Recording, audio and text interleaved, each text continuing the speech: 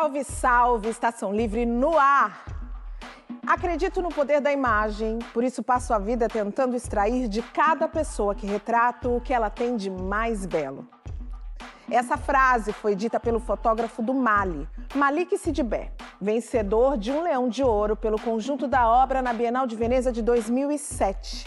E ela nos inspira a trazer o tema da fotografia para o programa de hoje e focalizar a beleza do povo pelos mais diversos olhares. Dá só uma olhada nos destaques do Estação Livre desta noite.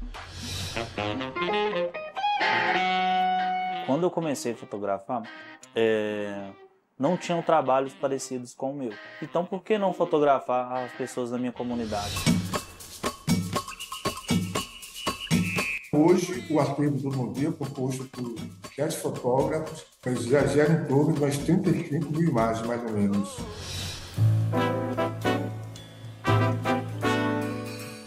E a ideia do Míticas é a gente homenagear mulheres com histórias potentes, de construção, que fazem parte da cidade de São Paulo.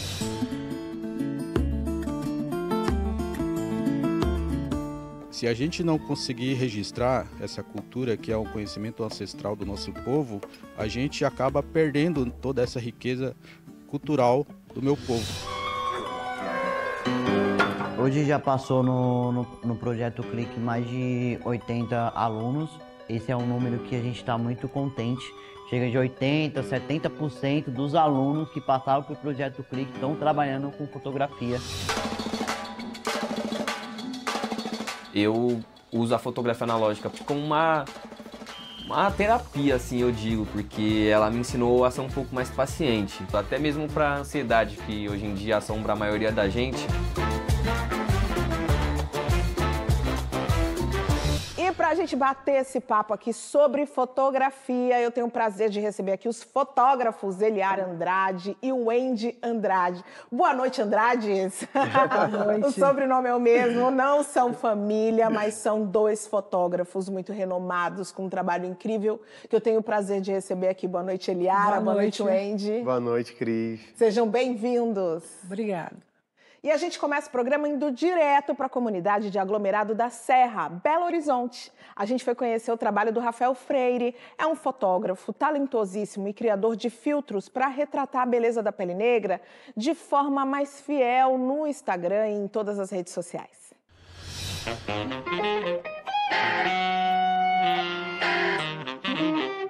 Meu nome é Rafael Freire, tenho 30 anos, moro aqui no aglomerado da Serra, né, a maior comunidade aí de Minas, né? E a segunda ou terceira maior favela do Brasil. Quando eu comecei a fotografar, não tinham trabalhos parecidos com o meu. Aí eu comecei a olhar para a comunidade porque era algo que se parecia comigo. Eu comecei, poxa, eu pertenço a esse lugar, então por que não fotografar as pessoas da minha comunidade? Rafa, você me deixou lindo. Eu falei, não te deixei lindo, você já é lindo, você só precisava de alguém para revelar. Isso aumenta muito a autoestima, te ajuda assim, emocionalmente muito.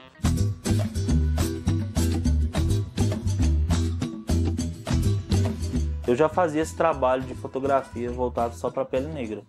E na época que existia o Twitter, hoje é o X, eu via muita gente reclamando, poxa, minha pele não fica legal. E como eu já tinha uma experiência em questão de filtros, eu falei, poxa, vou criar um filtro para o Instagram. O primeiro filtro que eu criei, o que eu fiz? Eu criei 5 tons de peles diferentes. Um filtro em um com 5 tons de pele. Uma pele um pouco mais clara, um preto retinto. Joguei lá no Twitter. Quando eu fui ver o Instagram, já tinha mais de 5 milhões de pessoas usando esse filtro. Eu falei, caraca, muita gente usando esse filtro.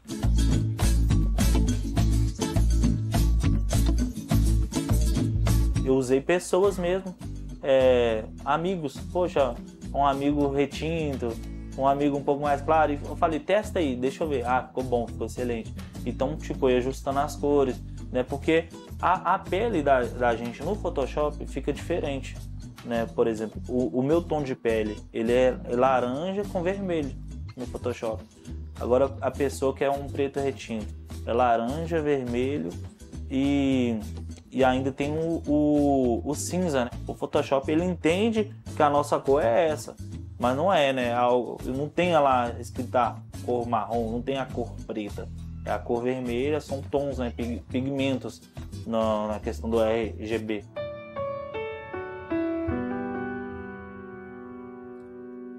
A ideia do projeto ele surgiu tipo em 2014. O aglomerado da Serra entrou numa guerra, tipo assim, onde ninguém podia sair, ficou igual a pandemia. Só que era guerra entre facções, locais aqui. Eu falei, poxa, eu vou sair que eu quero registrar a favela vazia. Eu saí e fiz esse registro em preto e branco e uma poesia de uma criança que me chamou a atenção, que ela escreveu aqui, ó. De noite eu posso ver, com a vista mais bela quero aprender, com esse tanto de gente da serra. Quero uma linda flor amarela, mas que pena não acho na favela.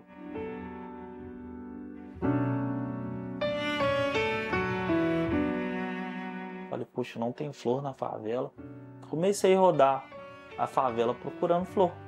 Não tinha flor, não tinha flor. Falei, nossa, não tem flor dentro da favela que eu moro. A gente saiu com as crianças para fotografar. A gente pegou, tinha uma flor que estava do outro lado do Parque Mangabeiros, que é uma parte mais nobre assim. Tinha flor e na favela não tinha flor. Eu peguei a flor de lá, uma mudinha, a gente pegou e plantou do outro lado. Então por isso que sempre nas minhas fotografias tem essa identidade de flor, né? Porque a ideia não é só tipo, botar uma flor e deixar as pessoas bonitas. As pessoas já são bonitas. Elas terem ideia que tipo assim, elas são sementes.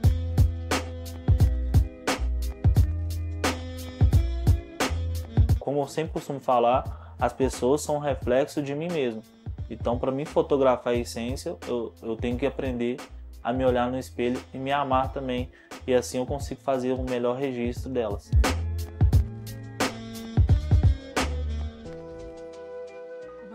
Que riqueza o trabalho do Rafael. Wendy, eu vi muita similaridade com o seu trabalho, principalmente quando o Rafael fala desse resgate da autoestima ali da comunidade dele, do entorno. Como a fotografia tem esse poder de resgatar e como é que o fotógrafo consegue utilizá-la para fazer esse resgate? Olha, Cris, eu já acho muito bonito o movimento dele de questões com a cor, né? Porque é uma questão que a gente tem até hoje.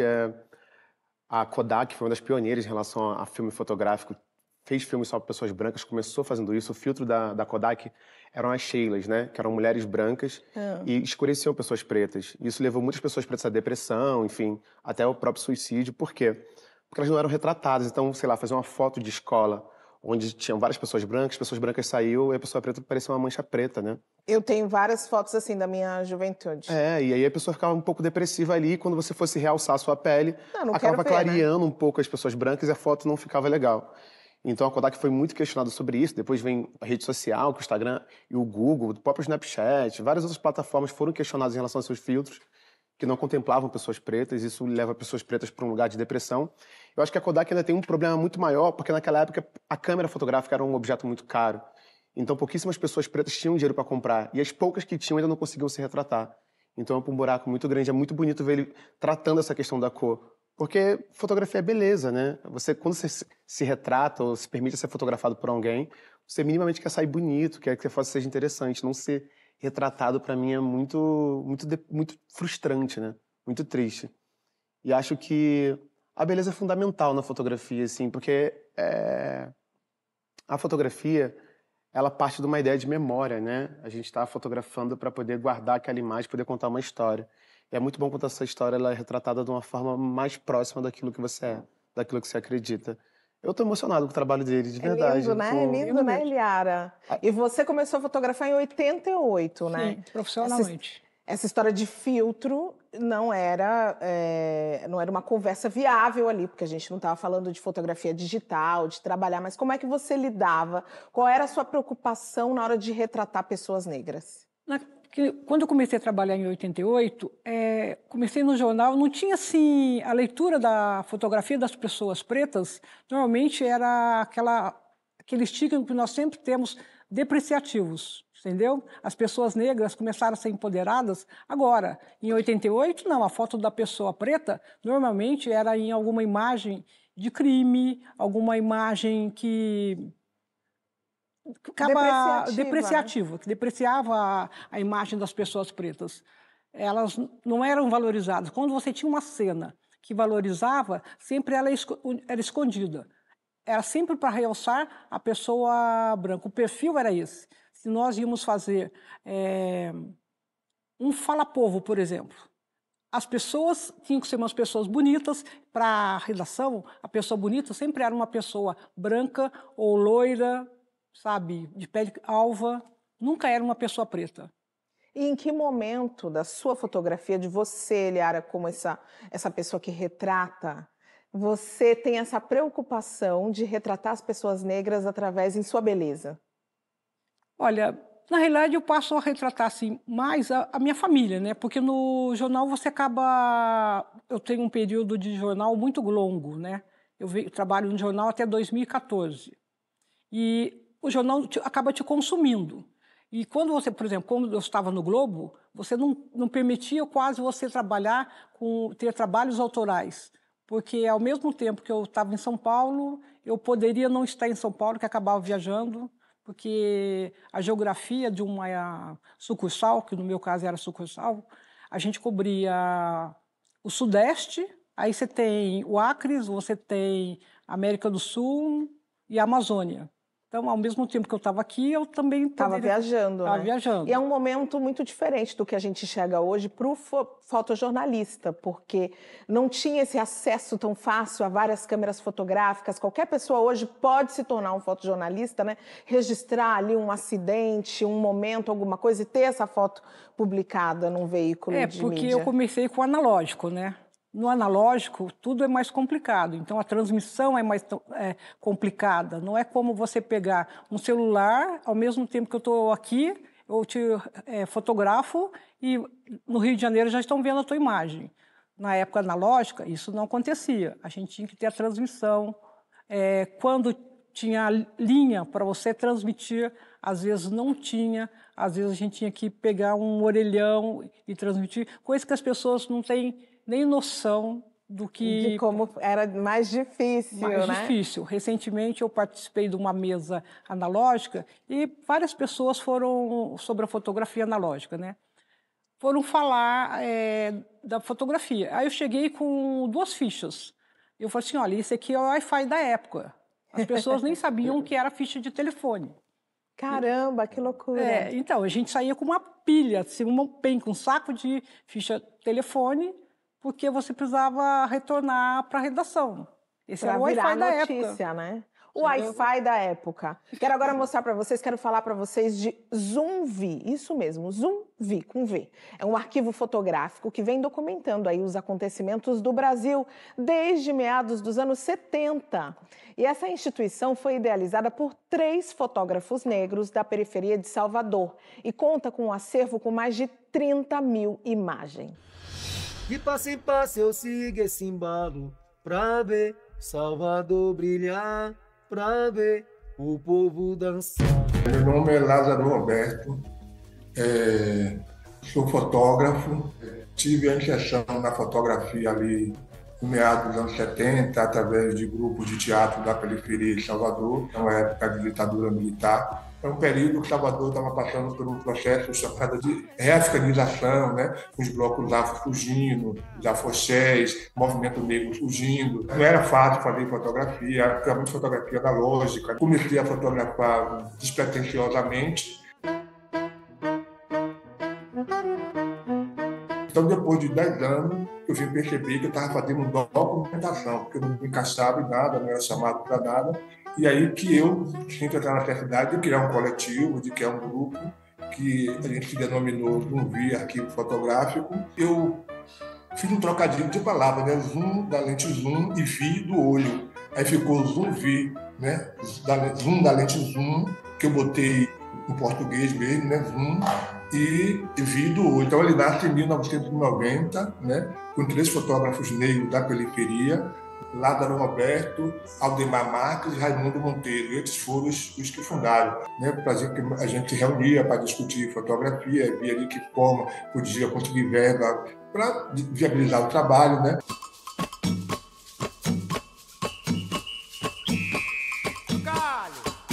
hoje, o acervo do Nuvem é composto por 7 fotógrafos, mas já gera em torno de umas 35 mil imagens, mais ou menos, entendeu?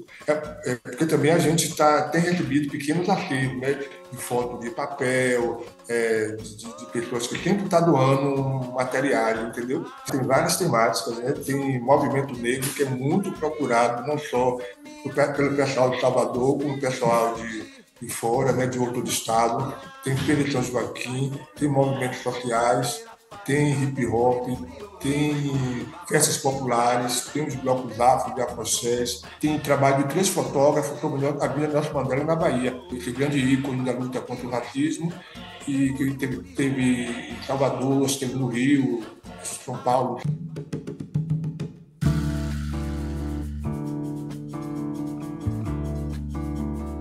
Pensei em estar na Bienal de São Paulo e cheguei agora em 2023, né, e foi uma experiência muito interessante, né, para mim.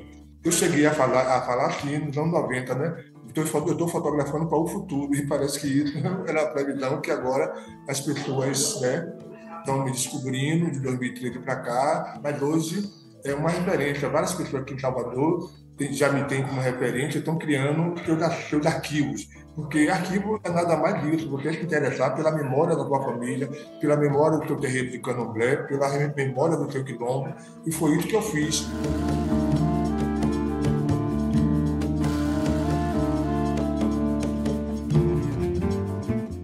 Um trabalho fantástico de retratação, assim, de décadas. E sabe uma coisa que me chamou muita atenção? O Lázaro, ele fala que ele começa a fotografar despretensiosamente, mas que ele sabe que ele está retratando para o futuro. Wendy, como é que foi para você? Quando você começou a fotografar, foi de maneira despretensiosa e você também teve essa consciência de estar fazendo algo para o futuro? Eu tive de forma um pouco tardia essa ideia, né? Mas foi a partir de algumas referências que eu tive, como Walter Firmo, acho que principalmente Januário Garcia, que enfim faleceu Walter, de Covid. Januário, maravilhosos. Januário, a história dele é muito bonita, né? Ele começa a fotografar com 13 anos de idade, ele sai do seu estado, vem para o Rio de Janeiro, ele pauta a vida dele sobre a fotografia e principalmente sobre retratar, construir memórias com pessoas pretas. Porque ele entendeu rapidamente que só pessoas brancas tinham memória, tinham fotografias. Ele decidiu que, enquanto vivo, ele fotografaria pessoas pretas, porque nenhuma pessoa preta que ele conhecesse não iria ter memória, ia ter lembranças da sua vida. Eu acho isso muito bonito. Então, quando eu comecei a fotografar, eu também não tinha essa ideia do que eu podia estar construindo, sabe? Eu falei, cara, tô fotografando algo bonito aqui, que eu gosto, que eu me conecto de alguma forma, mas ao longo do tempo você vai entendendo que você está construindo história, né? Principalmente quando você olha o seu acervo ao longo do tempo, você fala, nossa, eu construí uma história aqui já. Tô com fotos de 3 anos atrás, enfim. Então, acho que esse é um processo mesmo, mas para mim foi muito importante entender toda essa construção a partir das minhas referências. Foi muito importante, aí, a partir disso, eu entendi que eu estava construindo algo de valor. Algo memorável. Que lindo isso que você falou do Januário, hein? E, Eliara, me fala uma coisa, o Zumbi vem aí guardando, documentando histórias muito importantes, e eu queria saber de você qual é a importância desse arquivo, desse trabalho que foi feito pelo Lázaro. Olha, o Lázaro é um fotógrafo excepcional e visionário, né? Porque ele está ali, ó, como o próprio Januário, que trabalhou com a questão do movimento negro. Eles já conseguiram ver ali, talvez porque eles trabalhassem de formas independentes, então dava para acompanhar o movimento negro e registrar. E o Lázaro, como está em Salvador, a população praticamente é toda preta. A maioria da população preta. E o Januário teve essa preocupação por estar no Rio, já ter vindo do Nordeste, né? Agora, eu começo a registrar mais pessoas pretas quando eu saio do jornal. E aí, em 2014, eu falei assim, não, a gente tem que ter memórias. Tanto que eu tenho um trabalho autoral do Bloco Afro e Lua Badmin. Venho registrando desde 2014 esse bloco, sabe, assim... Não só no carnaval, ensaios. São um bloco com mais de 400 mulheres pretas maravilhosas que não conhecem. De São Paulo. São Paulo, entendeu? Que saem no carnaval. Que saem no carnaval, tá? Assim, o pessoal fala assim, pô, entra em algum naipe. Não, gente, meu naipe é fotografia, sabe? Porque aquilo é um sacerdócio, né? E também fotografo a festa de Iemanjá. Já também desde E 2014. você falou de memória. Qual que é a importância da gente manter essa memória através da fotografia? Assim, se você pegar as famílias pretas, poucas pessoas têm fotografias de infância, entendeu? Ou algumas que tinham, às vezes, morava em condições muito adversas que acabaram se perdendo. Mas é difícil as pessoas pretas. Por exemplo, na minha família, nós temos uma foto com meu pai. Então, todos os filhos, meu pai faleceu muito cedo. Então, a gente tem uma foto que está meu pai, minha mãe e 5 filhos. Uma foto. É muito pouco, né? É muito pouco, muito pouco. né? Eu já foto venho de uma separado, família que conta uma história diferente. Nós tiramos muitas fotos, mas o meu pai e a minha mãe, por exemplo, não tem nenhuma foto de juventude, de família, nenhum registro fotográfico. Deixa eu falar uma coisa para vocês. Existe uma história do negro sem o Brasil. O que não existe é uma história do Brasil sem o negro. Essa frase é do fotógrafo Januário Garcia, morto em 2021, que o Andy trouxe aqui pra gente, aos 77 anos. E ele também foi um importante militante do movimento negro. O acervo fotográfico, com mais de 70 mil imagens, está sob os cuidados do Instituto Moreira Salles. E no ano passado, o IMS lançou o curta-metragem Janu, a fotografia como movimento, que conta um pouco aí da trajetória desse personagem icônico. Então, eu vou deixar vocês com um trechinho desse filme e com uma fala da pesquisadora e professora Helena Teodoro sobre essa obra riquíssima de Januário. E depois do intervalo, eu volto. Até já! É só um clique.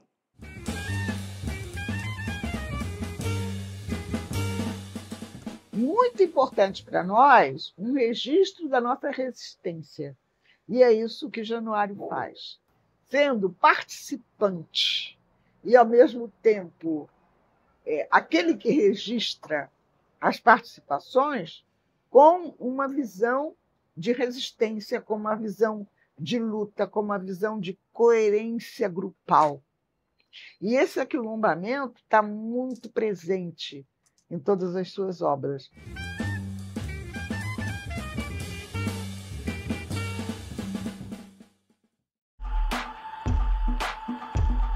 Estação Livre de volta e hoje nós estamos aqui falando de fotografia. Para registrar e celebrar a potência de quem ajuda a construir a cidade de São Paulo, o projeto Míticas fotografou mais de 50 mulheres e espalhou as imagens pelas ruas da cidade. E aí, vamos comigo conferir essa exposição a céu aberto? Hoje nós estamos aqui na Escola Estadual João Kopke, fazendo uma grande exposição a céu aberto do projeto chamado Míticas, onde eu sou uma das idealizadoras. E a ideia do Míticas é a gente homenagear mulheres com histórias potentes, de construção, que fazem parte da cidade de São Paulo. Nós estamos em 5 bairros: Centro, Paraisópolis, Cachoeirinha, Butantã e Itaquera. Somos, ao total, aí, uma equipe de mais de 20 pessoas envolvidas. Fizemos o levantamento quem são as mulheres a ser celebradas dentro dessa cidade. E aí é onde nós chegamos ao total de 55 mulheres incríveis.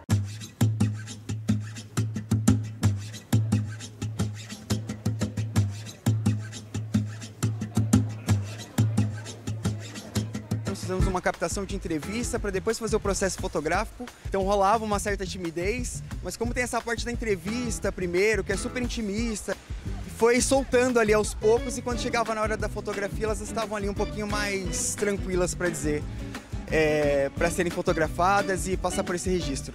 Inclusive aqui na exposição fica um QR Code que vai direcionar as pessoas que passarem aqui para o site, né, que elas possam conhecer a história de cada uma dessas mulheres, né? Pelo menos uma síntese dessa história de cada uma delas.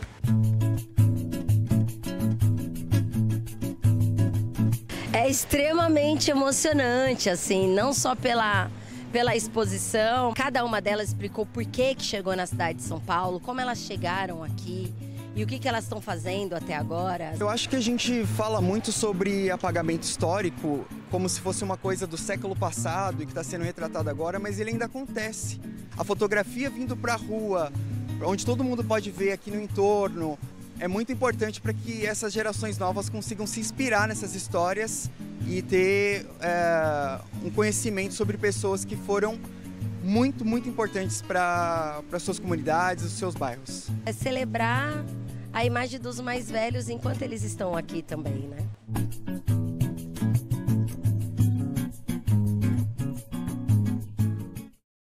Salve as mulheres do Projeto Míticas! Salve. Wendy, você sabe que eu vi muita semelhança com o seu projeto Retrato Negro, né? Você fotografou 366 pessoas e a semelhança ali que eu vi foi de revelar histórias de pessoas que são invisibilizadas. Conta um pouco pra gente sobre o seu projeto. O Retrato Negro ele começou por volta de 2015 e a ideia do Retrato Negro era só uma iniciativa minha de me aproximar de pessoas negras porque eu não tinha consciência de raça. Então, eu estava na PUC, comecei a ver um movimento, naquele tempo também nasceu a Batcool, nasceu alguns movimentos culturais de pessoas negras que eu entendi assim, cara, eu não estou me reconhecendo nisso, mas eu tenho uma conexão com isso, então eu preciso me entender. Então, eu entendi a fotografia ali como um canal de aproximação daquelas pessoas. E aí, acho que durante o processo, tudo foi se transformando, assim, porque eu falei, tá, eu preciso me conectar. Então, eu tive uma ideia absurda, que era fotografar uma pessoa por dia. Haja tempo e predisposição, né? Mas foi muito importante pra mim, porque eu acho que em 6 meses eu entendi que eu já era uma outra pessoa. Eu já era uma pessoa extremamente racializada.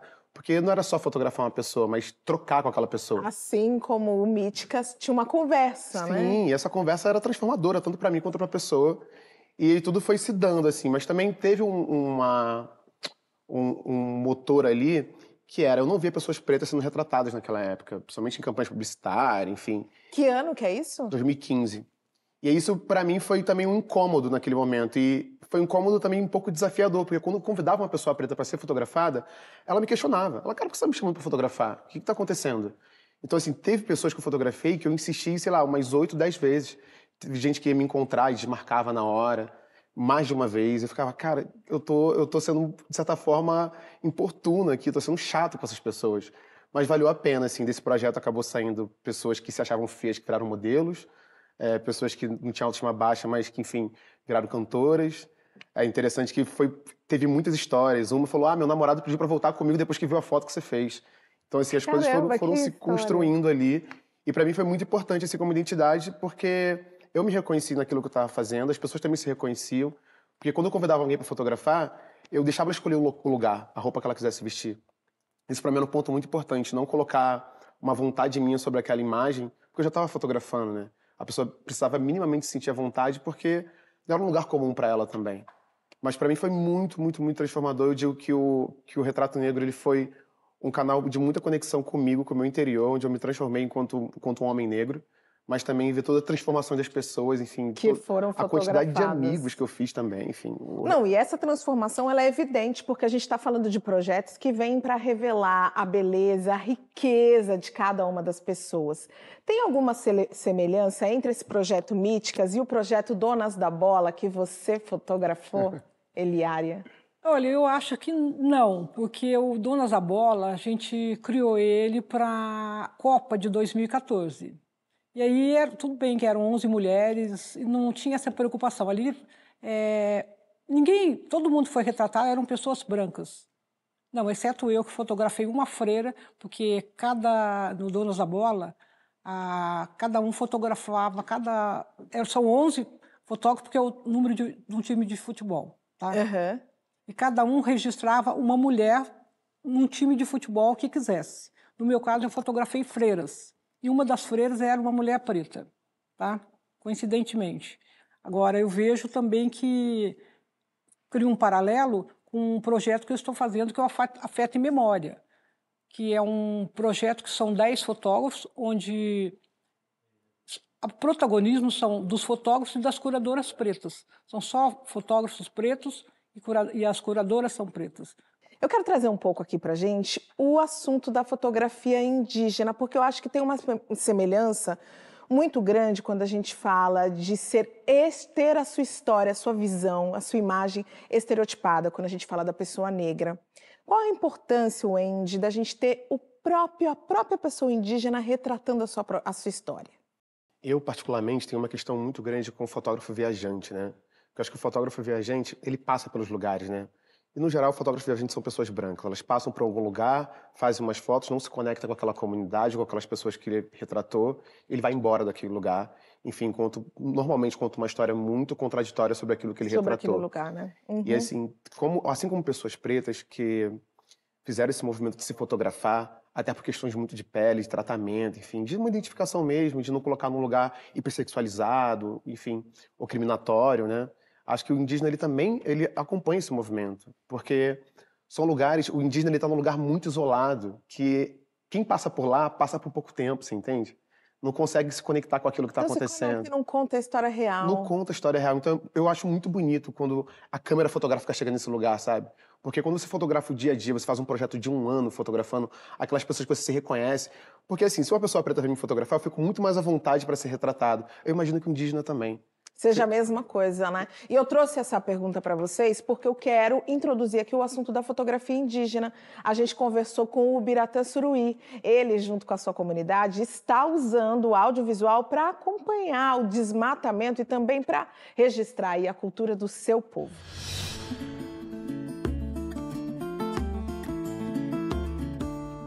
O povo Paité Suruí teve o primeiro contato com o não indígena no ano de 1969.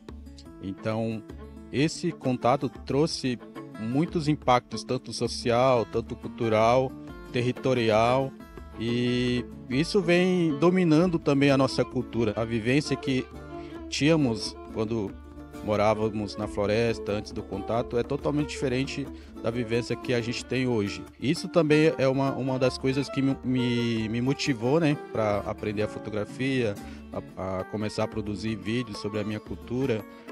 Porque se a gente não conseguir registrar essa cultura, que é um conhecimento ancestral do nosso povo, a gente acaba perdendo toda essa riqueza cultural do meu povo, né?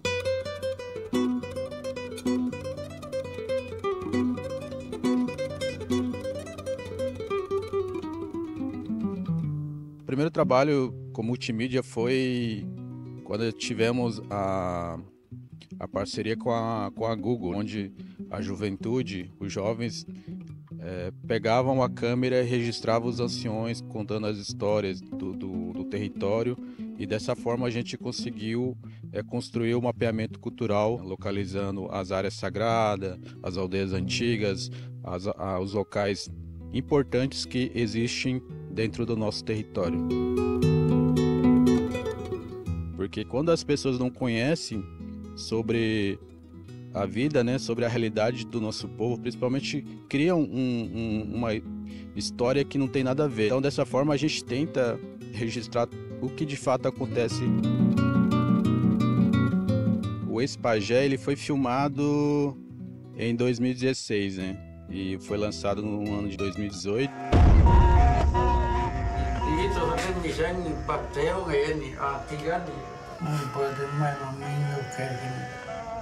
Fala, cara, vamos ter intervalo pai.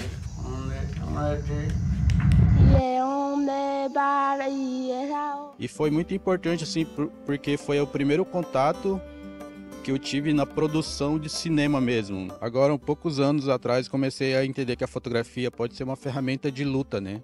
De resistência também para o povo indígena. Principalmente somos os jovens que são comunicadores indígenas do meu povo, né? Que sabem manusear a câmera, sabem fotografar, sabem gravar reels no Instagram. E dessa forma, registrando a nossa cultura por meio do audiovisual, a gente consegue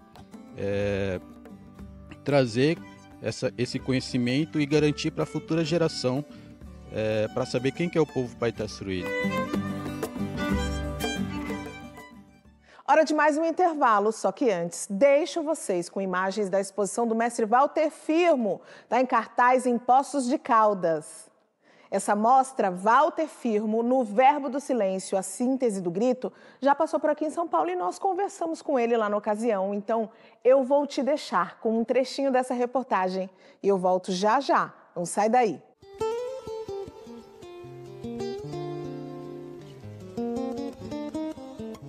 A fotografia veio para ficar, né? Você imagine o mundo antes da fotografia, que as pessoas morriam e iam embora. Hoje não, as pessoas morrem apenas uma vez e ficam para sempre. Ela não vai deixar saudades, né, de um ente querido que se foi, que a gente nunca mais vai ver. Pelo contrário, hoje fica a resposta, né, desse mais do que razoável, que é a figura, né, gravada pela fotografia de uma pessoa que se foi e não mais vai voltar. O sol caiu no mar e aquela luz lá embaixo se acendeu. Estação Livre de volta. Falando de fotografia, eu estou recebendo aqui Eliária Andrade e o Wendy Andrade. Com o intuito de promover conhecimento sobre o universo aí da fotografia, o projeto Clique na Favela está atuando na comunidade de Paraisópolis, aqui em São Paulo, com cursos de formação totalmente gratuitos. E aí, claro que a gente foi conferir de pertinho a história desse projeto.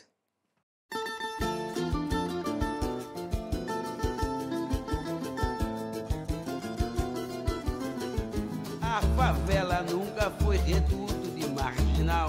O projeto Clique é de favela, nasceu na favela e é para contar a história dessas pessoas. O curso em si do projeto Clique é bem completo, é um curso, posso dizer, profissional. Eles entram, aprendem desde o básico, mexer numa câmera até a edição e posteriormente, quando temos algum trabalho, nós chamamos esses alunos. Conforme eu fui entendendo o poder da fotografia, eu começando a fotografar o cotidiano, as ruas, os becos e a viela, as molecadas perguntando: tio, o que você tá fazendo? Vendo eu ali com a câmera, pode tirar uma foto? Veio a ideia de criar o projeto Clique na Favela, que é ensinar fotografia gratuitamente, né, para os jovens periféricos de Paraisópolis, que hoje acaba não só atendendo Paraisópolis, mas outros lugares, outra quebrada pelo São Paulo. O curso, principalmente com o passar do tempo, eu vejo que ele realmente mostra o caminho para os jovens. Esses jovens seguem, eles seguem o caminho deles. A gente está ali para mostrar. Eu entrei no projeto como aluna de fotografia e ele me abriu muitas portas. Hoje em dia eu faço inúmeros trabalhos em redes sociais, né? Eu fui por um outro caminho. Sigo fotografando também, mas eu trabalho mais no ramo da publicidade. O curso é de imensa importância porque o acesso a jovens periféricos, né, ele demora para chegar. O acesso a equipamentos, a informação, a cursos legais. E quando chega, às vezes chega com valor aquisitivo que a gente não tem condição. Então, ter acesso a um curso que agrega muito e pode agregar na sua carreira, pode te mostrar que é possível, que existe possibilidades, é muito importante. Hoje já passou no projeto Clique mais de 80 alunos. Esse é um número que a gente está muito contente. O mais interessante, né, não é nem a questão do número, mas a quantidade de pessoas que passaram no projeto Clique. Chega de 80%, 70% dos alunos que passaram pelo projeto Clique estão trabalhando com fotografia ou alguma coisa relacionada à área. Fotografia foi meio que a pontinha, era o impulso que eu precisava para entrar de vez assim nessa vida da comunicação, que é o que eu já queria, né? Eu entrei no projeto sem expectativa nenhuma de continuar nesse ramo e saio com uma carreira aí pela frente. Essa equipe Clique na Favela do Paraisópolis são espetaculares! O interesse dos alunos, principalmente o interesse deles, é o que faz o curso acontecer. E hoje eu falo pra molecada, né? A gente tem um mantra dentro do projeto Clique, que é transformar a vida desse jovem, para que esse jovem possa transformar a vida de outro jovem.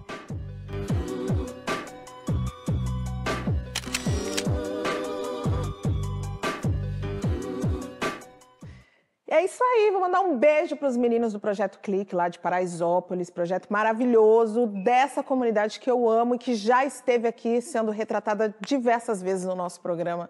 Paraisópolis é uma comunidade que a gente acredita e muito.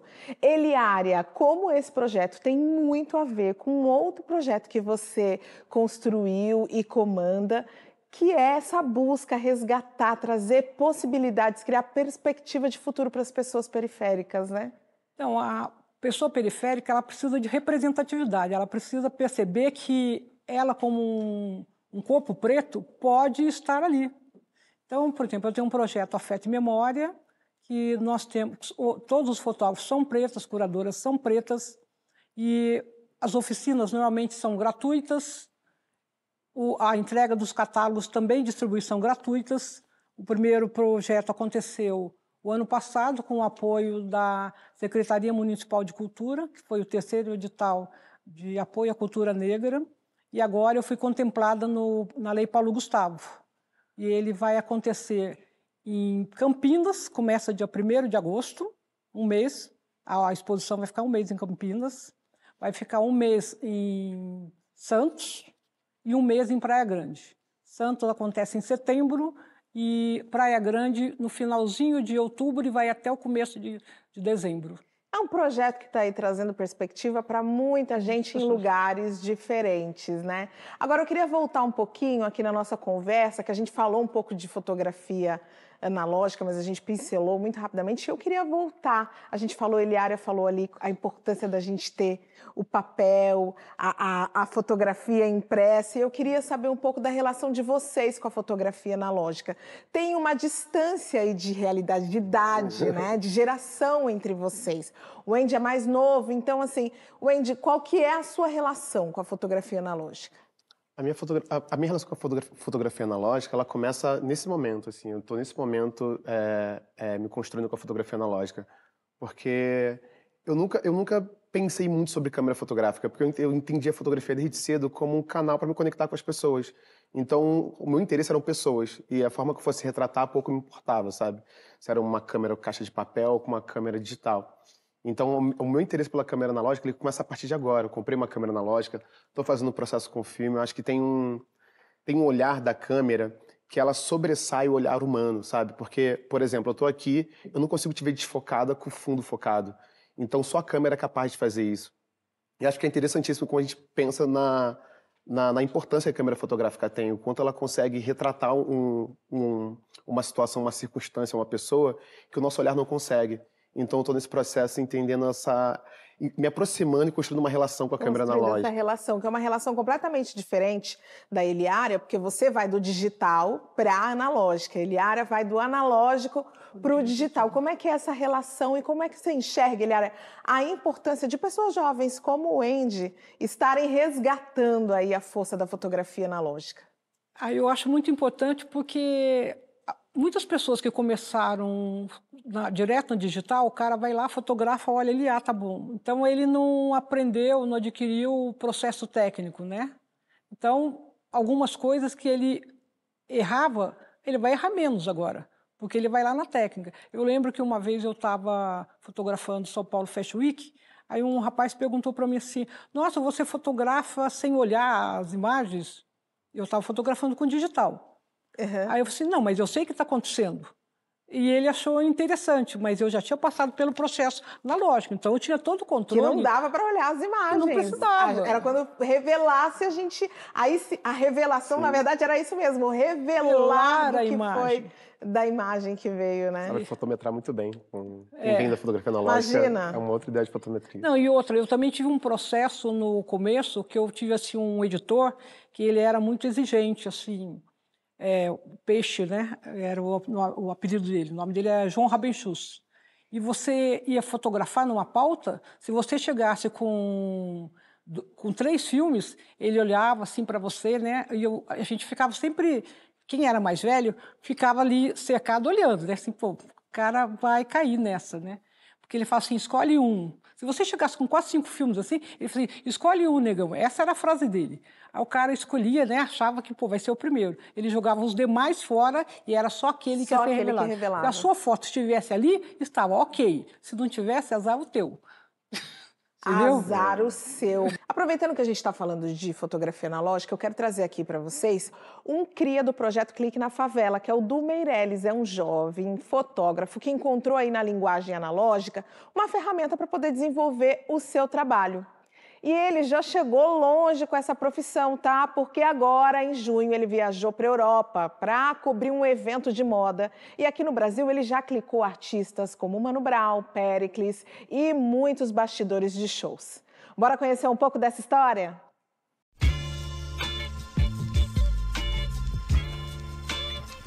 Minha conexão com a fotografia ela começou bem antigamente mesmo. Eu lembro de eu pegar a câmera da minha mãe, que ela usava para fazer os primeiros registros da família e ficar clicando para cima e para baixo, só pela diversão de ficar vendo o flash e disparar. Eu fui crescendo e fui virando aquele famoso amigo fotógrafo, sem mesmo saber que eu ia levar isso para poder trabalhar até hoje. A minha primeira foto provavelmente foi da minha mãe.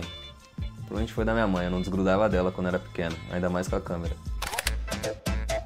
Eu sou uma pessoa que eu não consigo passar um dia sequer sem ouvir música, então pra cada momento da minha vida, pra cada momento do meu dia, tem uma trilha sonora. Como eu gostava bastante de ir em show, em evento, onde tinha grandes artistas tocando, eu comecei mais por mim mesmo, colar nesses eventos, fazer algumas fotos. Quem eu fotografo hoje é Fat Family.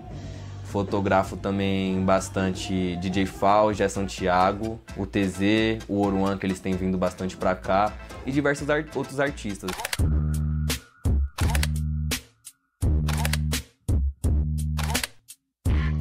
Essa aqui quem tá é o Mano Brown e o Ice Blue, no Festival Beat Louco, que foi lá na Zona Leste, no final de 2023. É um encontro nos bastidores, entre algumas lendas aí, não sei se todos reconhecem algumas, mas entre elas temos Dexter, temos Pericles, temos Samantha Schultz, DJ Cia. Um encontro qualquer pelos corredores de qualquer festival que você passa por aí. Eu uso a fotografia analógica como uma terapia, assim, eu digo, porque ela me ensinou a ser um pouco mais paciente, tipo, tanto em relação comigo, quanto em relação às coisas ao meu redor, com o processo, porque num mundo onde atualmente a gente vive de curtos prazos, entrega em real time, manda, posta, envia, edita, às vezes a gente fica um pouco meio sufocado, até mesmo para a ansiedade que hoje em dia assombra a maioria da gente. Às vezes é um pouco difícil você como periférico, vindo de onde você vem, tendo todas as dificuldades ao seu redor, às vezes você se permitir sonhar algo que você realmente quer. Mas eu tô conseguindo conquistar algumas coisas, tô conseguindo chegar em alguns lugares, como um grande amigo de profissão meu disse, atualmente os próprios marginalizados estão contando suas histórias. Histórias essas que eram contadas antes por outras pessoas que não sabiam que a gente passava, achavam que sabiam. Chegou a hora do nosso último intervalo. Daqui a pouco eu volto para a gente conversar um pouco mais com o Andy e com a Eliária, né? Até já!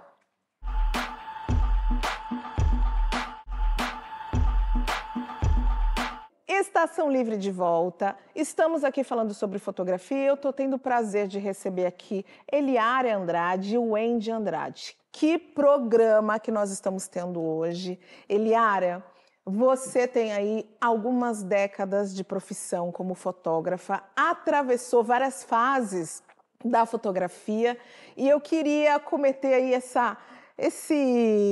abuso de pedir para você aí pontos fortes da sua carreira como fotógrafa aí ao longo desses anos. Olha, é difícil mesmo, né? Porque eu começo na fotografia com digital, com analógico e preto e branco, onde a fotografia no mercado era só preto e branco. Olha. Depois passa para a cor. Depois de cor, começa a entrar o autofocus. Depois do autofocus, que muitas pessoas não acreditavam... E o que é autofocus? É a câmera com autofocus, o foco automático. Que dá para pôr no automático. Dá aquela pôr coisa no automático. Eu, por exemplo, comecei assim, no automático. Então, já tem foco automático. E aí, depois disso, entra o digital. As primeiras digitais eram horríveis, entendeu? Hoje nós estamos nos melhores dos sonhos, né? Mas as primeiras digitais era assim. Tinha uma época que todo mundo quero fotografar em digital. Quando via o resultado, as primeiras fotos, você fazia uma foto na digital, mandava a câmera e o cartão para digital e continuava fotografando na analógica. Porque o resultado era horrível, era só para manter a primeira página ali mesmo. E passa um tempo, a digital se incorpora, melhora a qualidade. Hoje não pede nada para analógica, não pede nada, tá? E às vezes até tá o celular mesmo, né? A qualidade das fotos que são feitas com o celular. Então, é uma passagem de tempo que É enriquecedora, bem enriquecedora. E um momento marcante na sua carreira? Momento marcante? Olha, as visitas do Papa, eu acho que foram marcantes, sabe? Eu acho que foi muito interessante. É cansativo, sabe? Essas grandes coberturas são cansativas, porque você fica, às vezes, 4 horas num lugar sem poder ter que sair para ir ao banheiro, porque o cara vai passar ali. Em algum momento, né? Em algum momento, entendeu? Mas foi muito gratificante. E outra coisa, a expectativa de você... Por exemplo, no meu caso, tinha alguns pontos que o Papa passaria. E aí algumas pessoas, olha, eu quero ali, eu quero ali. Aí eu virei e falei assim, não, eu não quero nada disso. Eu aposto que a minha foto vai ser aqui. E a minha foto realmente foi ali e acabou sendo capa. Foi capa e é uma das fotos que você mais tem orgulho? Eu tenho muito orgulho, porque eu tive que ficar no meio das pessoas, tive que pedir a gentileza para que o motorista ficasse comigo, porque eu ia estar em cima de uma escada, porque na vibração as pessoas podem bater em você mesmo sem querer e te derrubar da escada, entendeu? Eu com uma 300, monopé, entendeu? Pesado. Então, o cara fez uma paredinha ali para mim, entendeu? Então você tem que ter um parceiro. O motorista não é só motorista, ele é muito mais do que motorista, entendeu? Ele é um parceiro, né? E aí o cara me segurou ali e eu fiz a foto. E você conseguiu o que seria um prêmio para um fotojornalista, que é a sua foto na capa. Que maravilha, que bom conhecer essa história. Agora, Wendy, você tem um projeto que eu amo, que é o Todo Menino é um Mar, que é um projeto que já foi exposto não só aqui no Brasil, mas em outros países, e que talvez tenha sido um dos projetos responsáveis por você ter sido considerado aí uma das 50 pessoas aí mais importantes, como é que é, mais inovadoras e criativas, né, pela revista Wired. Conta um pouco pra gente desse projeto. A série Todo Menino é um Mar, ele começou quando eu saí de casa da Baixada Fluminense, no Rio de Janeiro, e fui morar na Zona Sul, que eu fui estudar na PUC. E é um processo de solidão muito grande quando você atravessa a cidade, né? Enfim, você não conhece, você não tem amigos, enfim, é uma área mais nobre. Então, nesse processo de solidão, onde eu não tinha amigos, não conversava com ninguém, eu ia com a câmera pra praia. E ali era o processo de alguém olhar para mim. Tipo, as crianças olhavam para mim, elas queriam se conectar comigo de alguma forma. Então, aquele ambiente, ele me fazia menos sozinho, sabe? Ele batia um pouco na minha solidão e me fazia me sentir pertencente àquilo. Só que tudo começou de uma forma que eu realmente não imaginava que fosse se tornar, porque eu comecei a fotografar eles, achava as fotos lindas, eu fui guardando e tinha muitas questões com as minhas fotografias, de vender elas, de colocá-las em algum lugar. Eu era cheio de coisas com a fotografia, então eu preferia guardar do que expor.